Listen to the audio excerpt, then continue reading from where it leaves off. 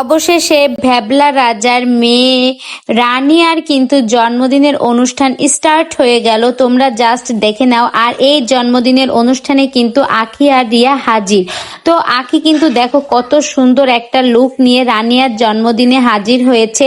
তো রানিয়ার জন্মদিনে এই বড় প্যান্ডেল করে এত সুন্দর করে ধুমধামের সাথে করা হচ্ছে, এটা কিন্তু আগে রানিয়ার মা আমাদের কোনো নিউজই দেয়নি।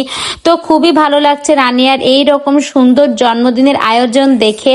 তো রানিয়ার মা দেখো কত সুন্দর করে করছে। আখিও কিন্তু কিছুদিন আগে আয়াসের জন্মদিনও কিন্তু এত সুন্দর করে করেছিল। তোমরা জাস্ট একটু দেখো তো, মারা কি না পারে, মারা কিন্তু চাইলে মানে সন্তানদের সুখও কিনে এনে দিতে পারে। তো এই মাদের দেখে এরকমই একটা মনে হচ্ছে দেখো।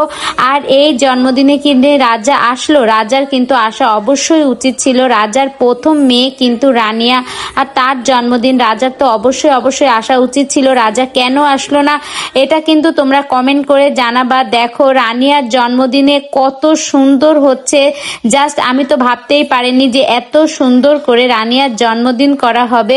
তো দেখে বেশ ভালোই লাগছে।